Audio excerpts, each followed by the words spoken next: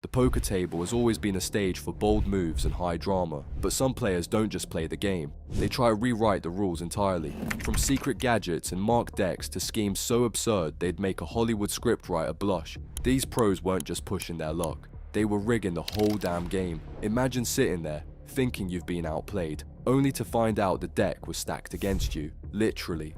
Today, we're diving into the most jaw-dropping cases of poker pros caught cheating. You'll hear about their sneaky methods, their spectacular downfalls, and one final story so outrageous you'll think it's fiction, except it's all too real. First on our list is the Valeriu Coca WSOP 2015 scandal. The poker world isn't easily shocked, but the $10,000 heads-up event at the World Series of Poker brought a scandal that had even the most seasoned players raising their eyebrows. At the center of it all, Valeriu Coca, a virtually unknown player who seemingly came out of nowhere to crush some of the sharpest minds in the game. His impressive run didn't just turn heads, it sparked accusations of outright cheating. Coca walked away with $54,000 and a cloud of suspicion.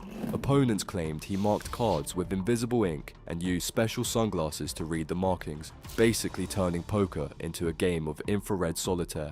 Big names like Conor Drynan, Pratiusz Budiga, Matt Marafiotti, and Aaron Mermelstein didn't hold back, calling foul on Coca's Cinderella story. But despite the drama and the finger-pointing, WSOP officials never reached a resolution, leaving the poker world to wonder, was this brilliance, luck, or something much darker? Coca dismissed the allegations as baseless, calling them a fantasy. In a statement, he argued that his opponents simply could not believe they were bested fairly. The players who lost are very good, so they just don't believe they could lose to me for an honest reason. I have no way of marking cards or any other tricks. At the time, the WSOP launched an investigation into the scandal, working closely with regulators who relied on forensic analysis to determine whether any foul play had occurred. The process involved examining the playing cards for tampering or evidence of cheating. Despite significant efforts and progress, the investigation remained unresolved for some time, with the forensic lab results causing delays. The accusations center on Coca's alleged use of invisible ink to mark cards, combined with special sunglasses that allowed him to see the markings. The idea is that such a method would give him a decisive advantage, allowing him to identify the values of cards before they were revealed. This suspicion grew after Coca's unexpected victories over well-regarded players, some of whom described his behavior as suspicious. Byron Caverman, one of Coca's opponents in the $10,000 heads-up event, didn't hold back when it came to his suspicions. Caverman claimed he was 100% sure Coca was attempting to cheat, pointing to what he saw as suspicious behavior. According to Caverman, Coca's eyes were laser-focused on the cards as the dealer pitched them, almost as if he were analyzing them for more than just their face value. Conor Drynan and others echoed these concerns, describing Coca's strategy and outcomes as highly unusual, especially considering the caliber of opponents he faced. But the controversy didn't stop at the WSOP. Coca's reputation had already been a topic of conversation in certain poker circles, with reports surfacing that he'd previously been accused of card marking in Czech casinos. This alleged history only added fuel to the fire, as players began to wonder whether his improbable run at the WSOP was more than just a Cinderella story. Despite the mounting allegations, the official investigation didn't deliver the smoking gun many were expecting. Initial forensic tests on the cards used during the tournament found no signs of tampering or foreign substances. In fact, WSOP spokesperson Seth Polanski stated that preliminary testing of the cards showed no markings or use of any foreign solution. For some, this was enough to absolve Coca. For others, it simply meant he might have been more sophisticated in his methods than anyone realized. The poker world, as expected, was sharply divided. Some believed Coca's results were simply the result of skill, luck, or both. After all, improbable things do happen in poker. Others, however, felt the allegations had too much weight to be ignored, particularly given Coca's alleged past incidents. The case also highlighted a growing concern about the need for stricter measures to ensure the integrity of high-stakes poker. Players called for enhanced security protocols, better training for dealers, and more rigorous oversight during major events to prevent situations like this from arising again. Ultimately, the investigation into Coca's actions at the 2015 WSOP concluded with no formal charges or penalties. While his $54,000 prize money had initially been withheld during the investigation, it was eventually released when no definitive proof of wrongdoing was found. Coca was officially cleared of all allegations and the case was closed. Yet the controversy left a lingering question in the minds of many poker fans and players. Was Coca simply misunderstood, or did he manage to pull off one of the most sophisticated hustles in WSOP history? Next is the José Macedo fake poker prodigy. The poker world loves nothing more than a prodigy, a young phenom who seemingly rises from nowhere to crush the game and rewrite the rules. Think of legends like Tom Dwan or Vladimir Korzunin, who turned humble beginnings into poker greatness. So when whispers started spreading in late 2010 about a Portuguese teenager dominating high-stakes online poker, the community took notice. By 2011, the name José Macedo was everywhere, and his story seemed almost too good to be true. Spoiler, it was. Macedo's legend was born on the 2+2 poker forums, where he spun a tale that felt tailor-made for poker folklore. He claimed to have started at the very bottom, grinding away at 1 cent, 2 cent tables, logging countless hours, and clawing his way to the higher stakes. Accompanying screenshots, supposedly showing over $1.6 million in profits across stakes ranging from 3-6 to 50-100 no limit, were all the proof the poker world needed. Despite keeping his screen names a secret, Macedo's charisma and story captivated the community. It wasn't just random players who bought into the hype. Macedo earned backing from big names like Jungleman and Doggershead Qureshi, cementing his status as the next big thing. Soon enough, sponsorship deals came knocking. Macedo signed with Lock Poker and Poker Strategy, with many hailing him as the future of the game. He was young, talented, and had the kind of success story that inspired dreamers across the poker landscape. But, as it turned out, his rise wasn't built on hard work alone. It was built on deception. What the poker world didn't know was that behind the screenshots and carefully crafted narrative, something much darker was brewing. José Macedo wasn't the rags to riches poker prodigy he claimed to be. He was about to become the central figure in one of poker's most shocking scandals. But, as always, the poker world doesn't just blindly buy into fairy tales. Skeptics on the 2+2 forums began poking holes in Macedo's story, noticing inconsistencies that didn't sit right. The doubt snowballed when Macedo started hosting Skype strategy sessions with high-stakes players. He hyped up a supposed whale, a terrible gambler who, according to Macedo, was basically handing out free money at the tables. Yet, mysteriously, even the most skilled professionals kept losing to this so-called whale, a terrible player who never lost. Yeah, that raised some eyebrows. One such victim, a player known as Moss Boss, found himself down over $21,000 after playing against the whale, who went by the username Sauron1989. But instead of accepting his losses, Moss Boss started digging. It didn't take long for him to spot something fishy. He noticed that Macedo and this mysterious whale would disconnect from Skype at the exact same time during games. Coincidence? Probably not. When the pieces finally came together, Macedo's carefully crafted image fell apart. Faced with mounting evidence, he confessed in a 2+2 forum post. The truth was even worse than anyone imagined. Macedo admitted to orchestrating the games, using Skype to view his friends' hole cards, and passing that information to a third party, likely himself. The whale wasn't a generous fish, it was a rigged operation designed to fleece trusting players. The poker community was stunned. The prodigy who had inspired a wave of admiration and excitement turned out to be a fraud. He didn't just cheat the game, he betrayed the friends and backers who believed in him. It was the ultimate act of treachery, and it left a permanent stain on the story of José Macedo, the Portuguese prodigy who played his biggest bluff on those closest to him. As you'd expect, the fallout was brutal. Macedo was absolutely torn to shreds by the poker community. His sponsorship with Lock Poker vanished overnight, and whatever was left of his reputation crumbled to dust. Jungleman and Qureshi, the pros who had vouched for him, didn't walk away unscathed either. They claimed that they'd been blindsided by the whole ordeal, but their close ties to Macedo made them targets of suspicion. Promising to make things right, they pledged to compensate the victims, though the specifics were conveniently swept under the rug. Macedo, meanwhile, vanished from the poker world entirely. His meteoric rise, undone by greed and deception, ended in a spectacular nosedive. But, as if plucked straight from the "where are they now" files, reports emerged in 2014 that Macedo had started a cleaning service agency in the UK, employing students from the University of Lancaster. A surprising pivot, to say the least. It seemed he was rebuilding his life far away from the green felt. But let's be honest, no amount of cleaning products could scrub away the stain he left on his name: the Borgata counterfeit chip scandal. In a story straight out of a crime thriller, Christian Lusardi, a 43-year-old poker player from Fayetteville, North Carolina, orchestrated one of the most audacious and bizarre schemes in casino history. His ill-fated attempt to cheat his way to riches during the Borgata's prestigious Winter Poker Open in January 2014 ended in criminal charges, financial ruin, and a 5-year prison sentence.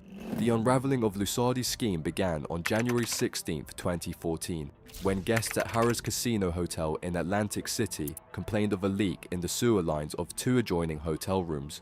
Maintenance staff traced the source of the problem to an unusual obstruction: hundreds of poker chips bearing the Borgata's logo. A total of 494 grey $5,000 chips and 9 mustard $25,000 chips with a face value of $2.7 million were retrieved from the plumbing. Borgata staff quickly determined the chips were counterfeit, their authenticity undermined by the stickers affixed to mimic the Borgata's trademark. Just days earlier, Lusardi had entered the Winter Poker Open, an event designed to span 3 weeks with millions of dollars at stake. By the time the counterfeit chips were discovered, $800,000 worth of fake chips had already been put into play during the tournament's first 2 days. The scheme was so disruptive that the tournament, which began on January 14th, was abruptly cancelled by January 18th.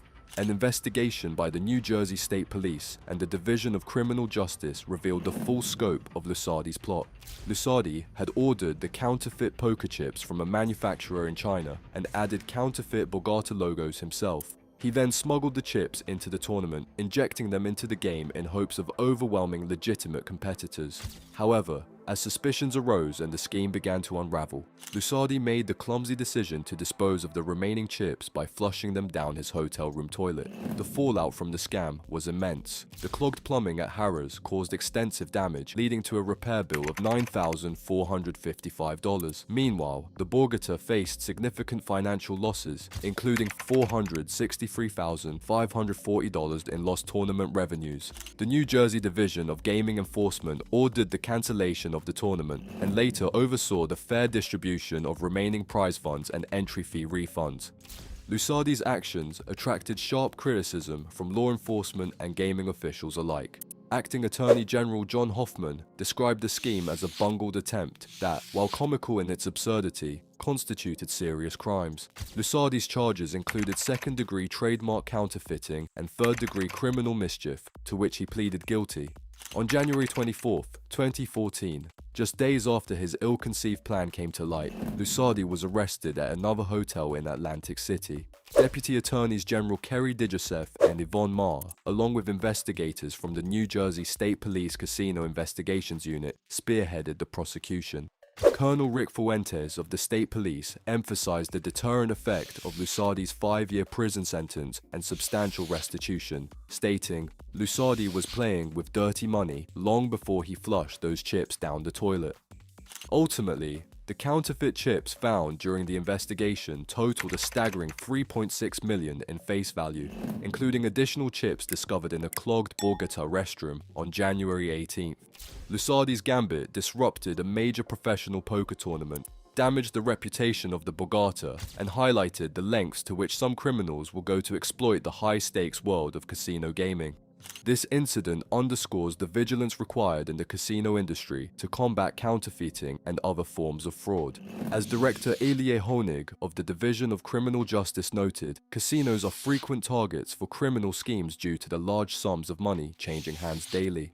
The swift response by law enforcement and gaming regulators ensured justice was served, preserving the integrity of Atlantic City's gaming industry. For Christian Lusardi, what began as a calculated attempt to manipulate the odds ended in a humiliating failure. This next story is wild, involving drugging players in a shamanic ritual. This story revolves around Bryn Kenny. The all-time money leader wasn't just accused of bending the rules. Martin Zamani claimed he was the mastermind behind an elaborate online cheating empire on GG Poker. The allegations were staggering: collusion in satellites, ghosting, and real-time assistance software. But that was only the beginning.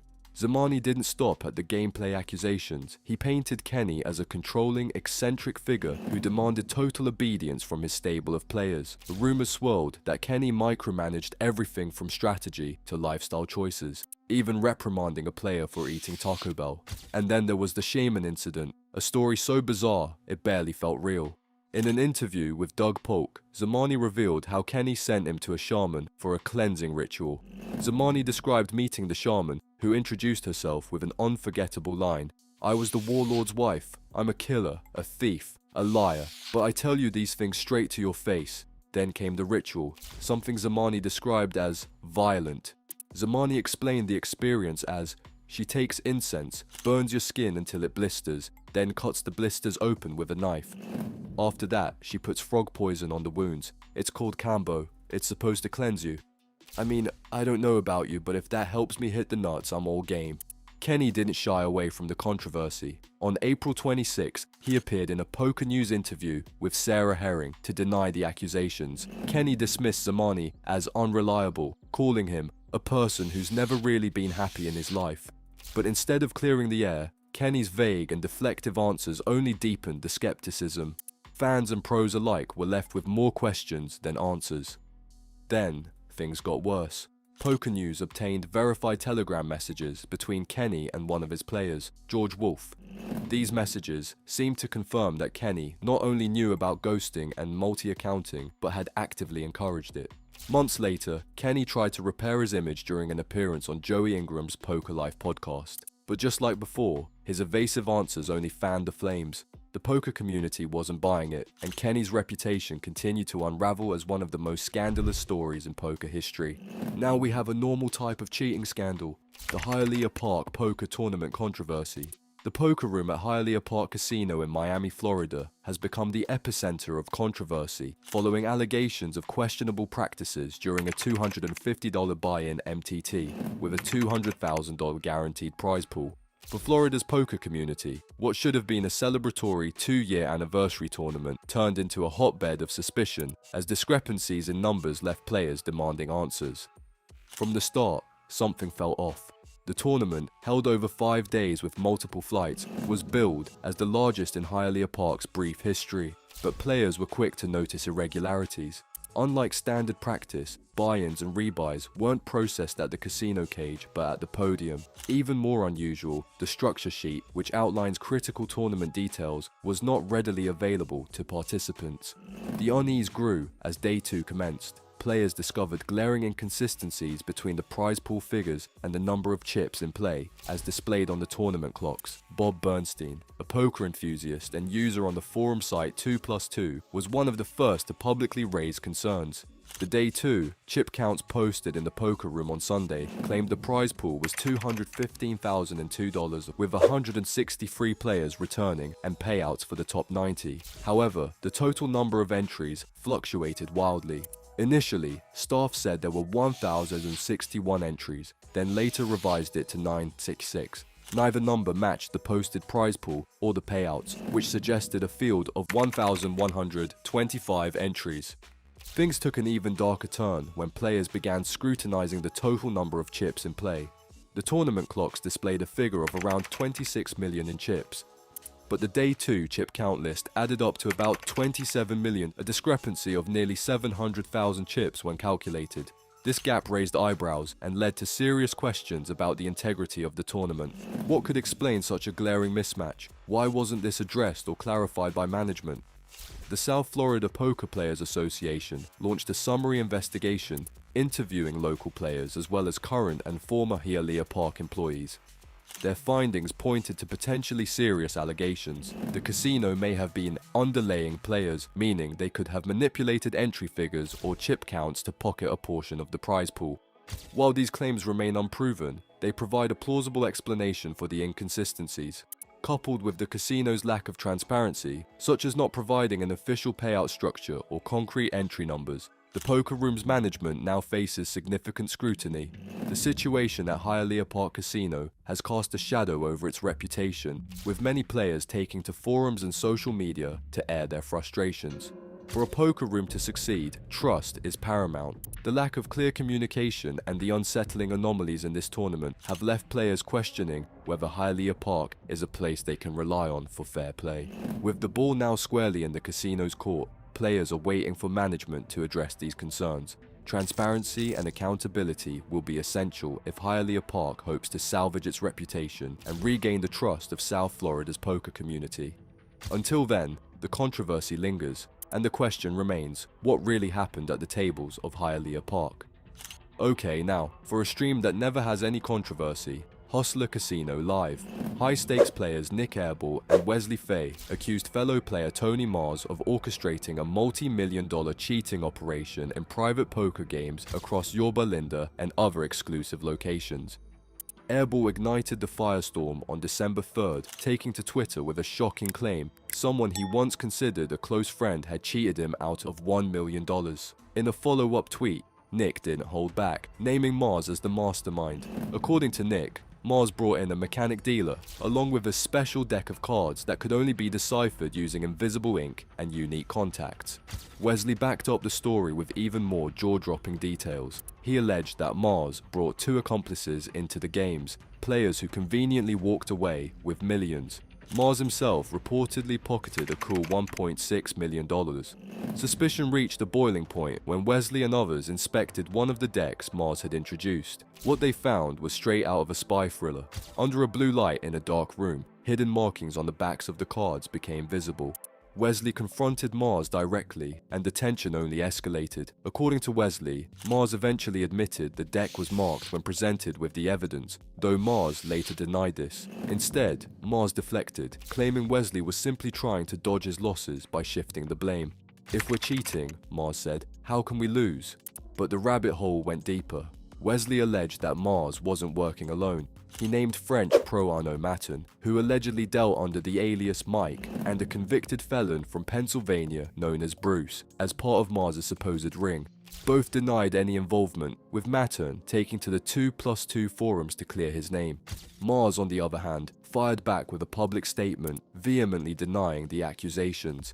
"I didn't bring any cards anywhere," he wrote, describing the allegations as baseless attacks that damaged his reputation. He accused Wesley of being close to broke and fabricating stories to maintain a certain image. Yet, despite his denials, the controversy refused to die down. The story took an even darker turn when a phone call between Wesley and Mars surfaced. In the tense exchange, Mars allegedly made threats of violence, including references to bloodshed and harm to Wesley's family. The recording added another layer of drama to an already explosive scandal. With marked decks, mechanic dealers, and threats of violence, the California private game cheating allegations have become one of the most talked about poker scandals in recent memory. I might have to get some of this ink for my home games. Our last cheating scandal was the missing piece to make Casino Royale bearable: miniaturized pinhole cameras, international crime rings, and high-stakes games infiltrated by sophisticated cheats. The details came to light after 2 gamblers were caught red-handed at France's Enghien-les-Bains casino. These 2 cheaters reportedly used hidden pinhole cameras to capture images of cards as they were dealt, giving them an unfair advantage. In just one night, they reportedly pocketed $200,000 before being detained by authorities. But here's where it gets even more sinister. Investigators suspect these 2 weren't acting alone. They're believed to be part of a massive international cheating ring that has allegedly wreaked havoc on poker games around the globe. According to reports, this ring didn't just stop at the occasional casino score. They allegedly infiltrated some of the highest stakes poker games, leveraging their advanced tech to clean out even the sharpest players. And let's not forget their audacity. They didn't just show up and hope for the best. They brought marked decks, recruited accomplices to pose as players, and posed as whales, splashing chips around to sell the illusion of unpredictability. But here's the kicker. No matter how wild their plays looked early in a hand, these whales almost never lost at showdown. Coincidence? Hardly. The scandal set off a wave of debate across the poker community. Some couldn't help but connect this to other high-profile incidents. The infamous Jack 4, hand on Hustler Casino Live, Landon Tice's alleged cheating experience in Houston, and even whispers of foul play at major events like the WSOP. Suddenly, it all seemed a little too coincidental. As more details emerged, the scope of the alleged cheating operation became even more staggering. High-stakes games across Europe, the US, and Asia were reportedly targeted, from Bahamas events to private cash games in Texas, from Pennsylvania to Korea. No region seemed immune. But the biggest question remained, how do you stop something like this? Some proposed using a Euro pitch technique, where cards are dealt face down from a blackjack-style shoe to neutralize the threat of low-angle cameras. It's a clever solution, but not without its drawbacks. Training dealers and slowing down games aren't exactly appealing to players who value efficiency at the table. Others suggested banning smart devices altogether, particularly those placed suspiciously close to the action. While this might help in theory, the reality is far messier. In today's game, where players rely on their phones for everything from tracking hands to checking sports scores, such a ban could end up alienating honest players more than deterring cheaters. The real frustration, however, came from the lack of meaningful consequences for the cheaters themselves. Outside of rare cases, like the arrest in France, regulators tend to turn a blind eye unless the casino is the one being cheated. For players, it often feels like justice is just out of reach, like losing to someone holding an unbeatable hand, but you didn't even get to see the cards. Despite all this, poker continues to thrive. I can't imagine the grinders at my local casino have the brain cells for such elaborate schemes, and if they do, fair play to them.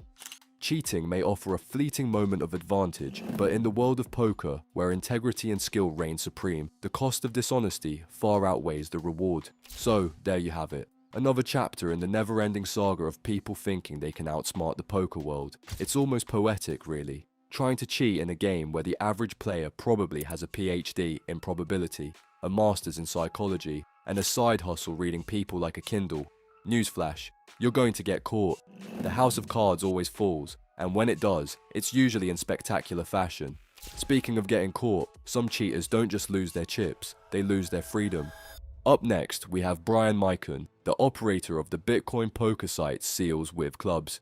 Bryan Micon, the self-proclaimed chairman of the Bitcoin poker site Seals with Clubs, found himself thrust into the spotlight, not for his poker prowess, but for spearheading one of the most controversial intersections of cryptocurrency and online gaming. Facing the looming threat of up to 10 years in prison, Micon opted to fold his hand early, pleading guilty to operating an unlicensed interactive gaming system in Nevada. His attorney, Richard Schonfeld, spun it as an appropriate resolution, reducing the charge to a gross misdemeanor. In exchange, Micon got probation, a $25,000 fine, and had to forfeit assets, including bitcoins and computers seized during a police raid. Not exactly a winning pot. The saga began in February 2015, when Nevada authorities raided Micon's Las Vegas home, turning his quiet life into a legal circus. The investigation had been sparked by a report from a Belgian national who flagged Seals with Clubs to Nevada's Gaming Control Board. The claim? That the site was operating in direct violation of Nevada's strict online gaming laws. What authorities found didn't help Micon's case. Between Skype chats and gameplay logs, it became clear that SWC wasn't just a niche platform. It was reportedly generating $10,000 to $12,000 in monthly profits. Micon, of course, argued for the site's legitimacy, framing it as a haven for Bitcoin and poker enthusiasts alike. But Nevada wasn't buying it. For the state, this wasn't about poker players enjoying their favorite game in digital form. It was about someone playing fast and loose with gaming regulations. Micon may have been at the cutting edge of the Bitcoin movement, but to Nevada, he was just another operator breaking the law. Undeterred by the dramatic raid on his Las Vegas home, Bryan Micon packed his bags and fled to Antigua, where he seemed determined to escape the long arm of Nevada law. But his defiance was short-lived. Just months later, Micon returned to the US to face the charges against him. As part of his plea deal, he avoided the harsher penalties of a felony conviction but admitted to operating the unlicensed site. Though he managed to sidestep serious jail time, Micon couldn't hide his frustration. He publicly criticized what he called the excessive use of force during the raid, painting himself as a victim of regulatory overreach and a defender of personal freedom. Proving he wasn't one to fold under pressure, Micon relaunched his vision just weeks after the raid. On March 1st, 2015, Seals with Clubs 2.0 was born, a Bitcoin-exclusive poker platform that he pushed forward even without the support of his original partners. "There are very few things in this world that motivate me," Micon said, listing family, poker, and Bitcoin as his driving forces. His tenacity and passion turned him into a polarizing figure, equal parts pioneer and provocateur. Micon's story shines a spotlight on the ongoing collision between cutting-edge technologies and old-school regulatory frameworks. While some see him as a visionary who embraced innovation in its purest form, others are more conservative, highlighting the consequences of operating in the legal grey zones of modern tech. Either way, Micon's saga is a fascinating chapter in the evolution of cryptocurrency and its role in reshaping industries, including poker. Enter Mike Postle, a man whose legendary plays on Stones Live left the poker world stunned, suspicious, and eventually furious. His rise and fall is one of the most controversial scandals in poker history. In 2019, Mike Postle became the talk of Stone's Gambling Hall's live-streamed poker games. Week after week, he delivered performances that defied poker logic. His uncanny ability to make perfect reads, time and time again, was the stuff of legends. Commentators hailed him as a poker prodigy, nicknaming him the Apostle. But as his streak continued, cracks started to form in his reputation. Some plays were just too good, too precise, and too improbable. The first person to publicly voice concern was Veronica Brill, one of the commentators on the Stones live stream. To her, Postle's decisions at the table didn't make sense. Hands that should have been too risky or outright losses somehow always went his way. She famously said, "It felt like he knew what his opponents were holding."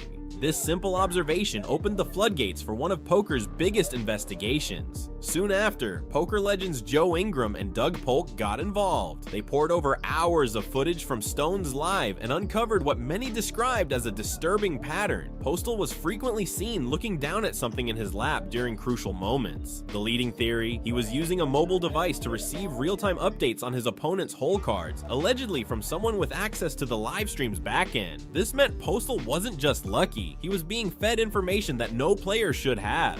Evidence against him quickly piled up. An 18-minute compilation of his most suspicious hands went viral in the poker community. In one hand, Postle shoved all in with just a pair of sixes on a dangerous board, and won. In another, he folded a monster hand against an opponent who held the absolute best cards possible, as if he could see through the table. These moves defied conventional poker wisdom and left experts scratching their heads. Yet somehow, Postle kept coming out on top. Over the course of a year, he reportedly profited around $250,000, all at low-stakes tables where such a feat should have been nearly impossible. For the players who lost money to Postle, this wasn't just suspicious, it was infuriating. A class action lawsuit was filed against Postle, Stone's Gambling Hall, and others allegedly involved in the scheme. The plaintiffs demanded $30 million in damages, hoping for justice. But to the poker community's dismay, the case was dismissed due to lack of concrete evidence. Postle, in a surprising twist, countersued for $300 million, claiming defamation. This lawsuit too was dismissed, leaving a cloud of unresolved tension over the scandal.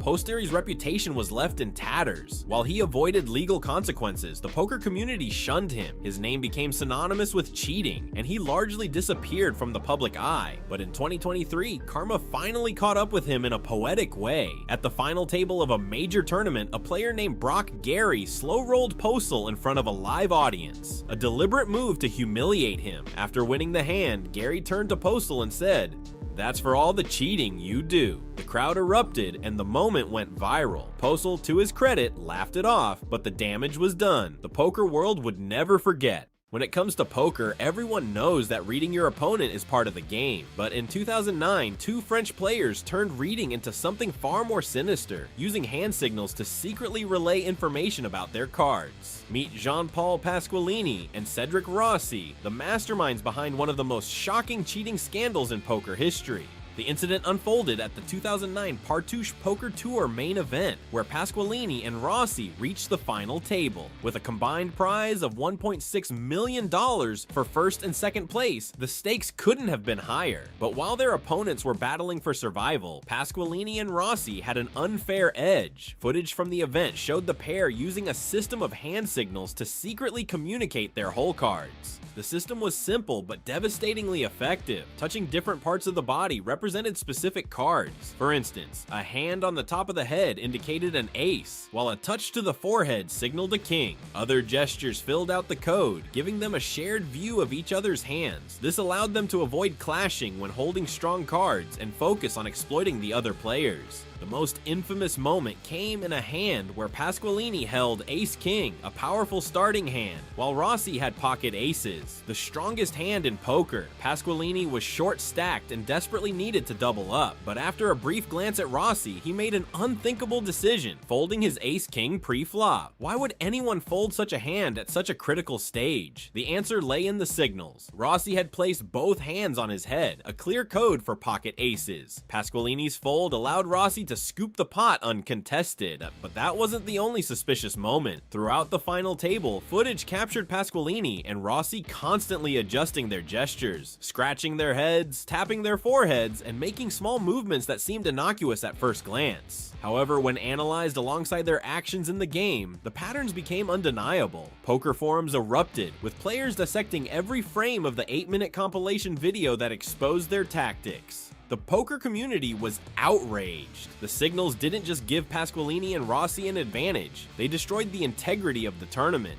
Players like Daniel Negreanu and other high-profile pros criticized the lack of oversight, calling for stricter measures to prevent collusion at live events. Meanwhile, fans debated how such a blatant system could go unnoticed for so long. Though neither Pasqualini nor Rossi faced legal consequences, the fallout was severe. Both were swiftly removed from the Global Poker Index rankings, a move that effectively ended their professional careers. Sponsors distanced themselves, and tournament organizers made it clear that the pair were no longer welcome. To this day, their names are synonymous with betrayal and collusion in poker. In poker, the stakes are as high as the tension at the table, but sometimes the real drama unfolds outside the game itself. In 2010, the World Poker Tour Spanish Championship in Barcelona became the stage for a scandal that shocked the poker world. Ali Takintamgach didn't just outplay his opponents, he outmaneuvered the system, using deception that went far beyond anything the game had seen before. Takintamgach's victory at the event seemed legitimate at first. He played with confidence, made bold moves, and claimed the prestigious title, walking away with glory and a hefty prize. But as the dust settled, whispers of foul play began to emerge. Organizers noticed something peculiar. Takintamgach wasn't just relying on skill to win, he had an unfair advantage that came from outside the table.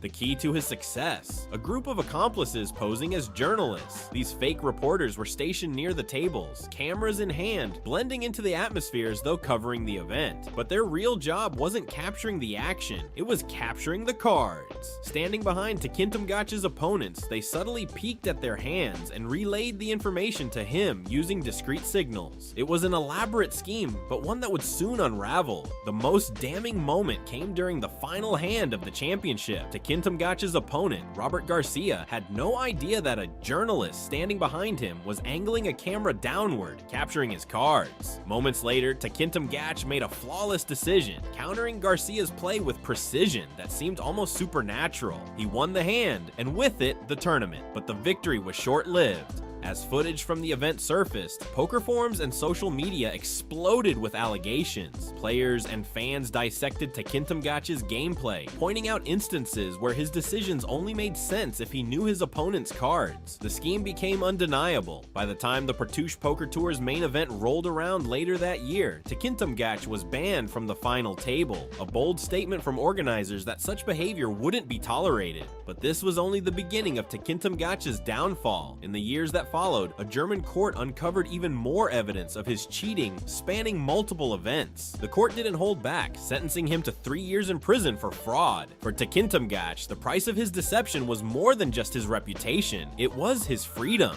This scandal wasn't just about one man's betrayal of the game, it raised important questions about the integrity of poker tournaments and the vulnerabilities that could be exploited. How could fake journalists have gained access so easily? And how many other players might have fallen victim to similar schemes? The line between strategy and cheating is razor thin, but what if you could spot a flaw in the cards themselves and use it to win millions? That's exactly what Phil Ivey and his accomplice Kelly Sun did in a scandal that rocked the gambling world. Phil Ivey, regarded as one of the greatest poker players of all time, wasn't satisfied with just dominating the felt. In 2012, he turned his attention to Baccarat, a high-stakes casino game, but Ivey wasn't playing by the house's rules.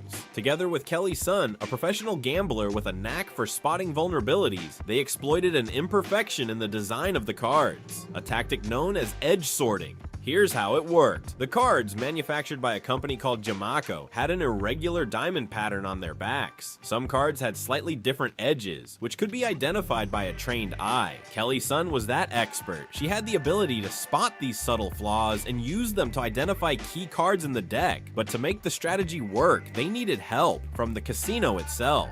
Before the game began, Ivey made a list of seemingly innocuous requests: a private playing area, a Mandarin-speaking dealer, and a specific brand of cards, those flawed Jamaso decks. Kelly Sun, posing as a superstitious gambler, convinced the dealer to orient the cards in a particular direction, claiming it was for good luck. In reality, this step allowed her to track the edges of the cards throughout the game, turning luck into certainty. With their system in place, Ivey and Sun began their assault on the world's most luxurious casinos. Over the course of 2012, they racked up millions in winnings, including a staggering $9.6 million from the Borgata Hotel Casino in Atlantic City. At one London casino, they walked away with $12 million in a single session, raising eyebrows and suspicions. But their streak didn't last. When they tried to collect their winnings from Genting Casino in London, the casino refused to pay. A legal battle ensued and their edge sorting technique came to light. The court ruled against them, claiming that while their actions weren't outright cheating, they violated the principle of fair play. Ivey and Sun's $12 million payday vanished. The Borgata Casino followed suit, suing Ivey for the $9.6 million he had won. After years of legal wrangling, Ivey was ordered to pay back the full amount. To enforce the judgment, the casino even seized his World Series of Poker winnings. By 2019, Ivey's accounts were reportedly drained, leaving him with little recourse but to fade from the public eye. The scandal left the poker and gambling world divided. Some saw Ivey as a genius who exploited a casino's oversight, a victim of their own greed. Others argued that his actions crossed a moral line, tarnishing his reputation as a poker icon. Kelly Sun, meanwhile, became infamous as the Queen of Sorts, cementing her place in gambling lore. Your opponent's cards are supposed to be a mystery, but for Julio Cedillo, better known as Skills Rocks, they weren't just visible, they were part of his winning strategy. In 2023, Cedillo found himself at the center of a cheating scandal on the highly popular Hustler Casino livestream, a controversy that would quickly spiral out of control. It all went down during a high-stakes 10-20-40 no-limit hold'em cash game. Cedillo, known for his loud and brash table presence, was seated next to Barry Wallace, a Hustler regular. At first, it seemed like any other poker session, but as the game progressed, viewers began noticing something strange. Cedillo wasn't just playing the cards in his hand, he was allegedly peeking at Barry's hole cards whenever the opportunity arose. The suspicions grew stronger with each passing hand. On multiple occasions, Cedillo was seen shifting his position, glancing toward Barry's cards with subtle movements. In one critical hand, Cedillo made an unusual fold despite holding a strong hand, right after Barry hit the nuts. On another occasion, Cedillo appeared to nudge his friend and table mate, Soflo Antonio, under the table, seemingly trying to communicate that Antonio should fold. Kicking him and then you're gonna fold. Bro, if he folds. He's not folding. Really? This is an angle. Oh, really? 100. Okay. I fold and I hold. Oh, he is folding. Wow. Legitimately blown away by that. Even the commentators couldn't ignore the suspicious behavior, openly speculating about collusion during the live stream. I think there's clear collusion going on here. Hey, That's so sick. whatever you did, whatever y'all said, I turned it into a bluff and I had an ace. I turned it into a bluff because I thought he had another give me the ace. money. I don't care about that weird shit. That's crazy. Okay, That's so so crazy. I turned it into a bluff because I thought he had another I think ace. I would there have never was some thought that he collusion was going tapping on the there. flop. By the end of the session, Cedillo had walked away with $177,000 in winnings, while Barry was down $5,000. But the fallout was immediate. Less than 24 hours after the stream concluded, Hustler Casino live co-owners Ryan Feldman and Nick Vertucci issued a public statement. Cedillo was permanently banned from the stream, while Cedillo later admitted to peeking at Barry's cards cards, he claimed he didn't realize it was against the rules, stating that each player is responsible for protecting their own cards. The poker community didn't buy it. Online forums lit up with debates about Cedillo's actions, with many calling for Hustler Casino to tighten their security measures. Some pointed out that while Cedillo's behavior was unethical, it didn't technically violate legal definitions of cheating, but for most, the distinction didn't matter. Cedillo's reputation was ruined. The Hustler Casino live scandal served as a harsh reminder of the vulnerabilities in live-streamed poker. Despite its massive popularity, the incident exposed cracks in the system, from players' ability to exploit angles to the challenges of maintaining integrity in a public game. For Barry Wallace, the damage was personal. His losses felt like a betrayal, and for Cedillo, the cost was a permanent ban, and the poker world scorned. But this wasn't the first or last time Hustler Casino Live found itself embroiled in controversy. Up next, we'll dive into a hand so controversial it went viral worldwide, dividing poker fans and leaving everyone asking the same question: was it genius or just another scam? A bold bluff can make or break your game. But in September 2022, one hand at Hustler Casino Live did more than turn heads. It divided the entire poker world. The players, Robbie Jade Liu, a newcomer to high-stakes poker, and Garrett Adelstein, a seasoned pro known for his aggressive play. The controversy, a shocking call that left everyone asking, was it brilliance or was it cheating? It all started with a 10 to 20 at $40 live-streamed cash game at Hustler Casino. Garrett looked down at 7-8 of spades, a suited connector, and 3-bet to $3,000. Robbie, holding the unremarkable Jack-4 offsuit, decided to call. The flop came 10-10-9 with 2 clubs, giving Garrett an open-ended straight flush draw, a hand with huge potential. He continued with a $2,500 bet, and Robbie called, taking the hand to the turn. And then Garrett here has flopped a straight flush draw, 10-10-9 with a couple clubs. He's gonna bet 2,500. Wow, and Robbie's gonna call here with Jack-4 with the Jack of clubs. The turn brought the 3 of hearts, a card that didn't change much. Garrett fired again, this time $10,000. Robbie didn't just call, she raised to $20,000. It was a move that shocked everyone. Why would she raise with such a weak hand? Garrett, sensing something unusual, responded by pushing all in for $120,000. Now the decision was on Robbie. For nearly 2 minutes, the room held its breath as Robbie deliberated. Then, to the astonishment of everyone, she made the call. No.